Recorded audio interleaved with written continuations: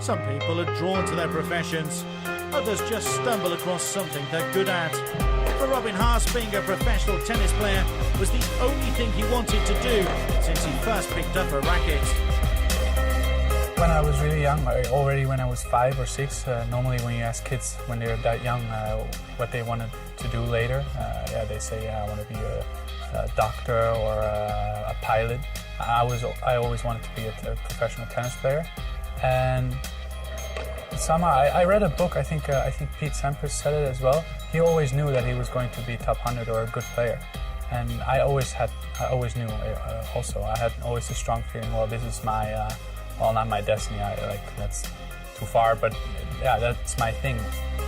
The Dutchman has a really competitive streak to his personality, which is possibly because he has 2 older siblings, and growing up with them has stood him in good stead for succeeding both on and off the court.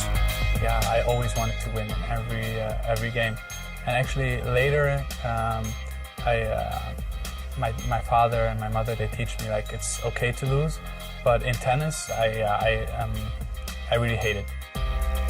After some early losses on the ATP World Tour, Haase had to draw upon his innate desire to succeed to prove that he could mix with the elite. The week after I had to play Berdych, and I was 7-5, 5-4 serving for the match. I was like, yeah, I learned from last week and now we're gonna kill you. And that's what happened. I won 4 points in a row and the match was done. He'd reached number 56 in the world, but he soon learned about the thin line between success and failure. Disaster struck in the form of a potentially career-ending knee injury. Well, in the beginning I thought, well, it's just a simple surgery. I'm out for 2 months. That's what the doctors told me as well. Then I started to play a tournament and my knee was blown up. I couldn't see my knee actually anymore. And that's when I started to think, well, this is not good. What followed was a series of disappointment as Haase tried to overcome his injury. But a constant source of support during this testing time was his coach, Dennis Schenk. Dennis was coming over because he lives in Spain, and he came over sometimes to work physical with me. Actually, he was one of the people who didn't ask a lot of about my knee, so that was good for me. I could talk about something else, and that was important as well. It's always a mental thing because sometimes I feel like a second father. But especially when you're out of competition, you have a lot of problems to get back and a lot of doubts in the player's head. You have to be all the time around and stay positive and help him wherever you can. Once again, it was Robin's psychological strength and will to win which enabled him to remain focused on fulfilling his dream and play regularly on the ATP World Tour. Mentally, I think Robin is unbelievably strong. I think in his situation, a lot of players maybe are losing it, but I saw him working every day, really hard, so that's why I believe also in him. The long journey towards fitness has been tough, but his hard work in the gym and on the practice courts hasn't gone unnoticed. Sometimes I see guys injured and not coming back, and a few times I'm thinking like, okay, you just haven't put in the work, you know, you haven't really done the rehab the way you should have done. But on the contrary with Robin, you know, he's been very consciously working on getting back, and just unlucky. I think he's been out for 16 months, but now he's overcome that.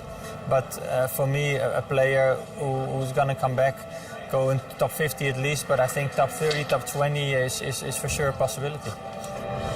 Having experienced tennis at the top table, the Dutchman is confident that he will be back better than ever in the very near future. I started in November last year and I just went to play 2 qualies in Challengers. I qualified and made 2 semi-finals. So immediately I was top 400 out of nothing, so that was okay. Yeah, I won a round already in the ATP event, so I'm happy. But of course, I want to win also against really good players, and I have to practice hard for that. And hopefully, I can make a good result and then get back as fast as possible. The Dutchman's dedication and determination nearly paid off at Wimbledon this year when he came out on the wrong side of a 5-set thriller against eventual winner Rafa Nadal. It will hopefully give him, though, confidence that his star is truly back in the ascendancy.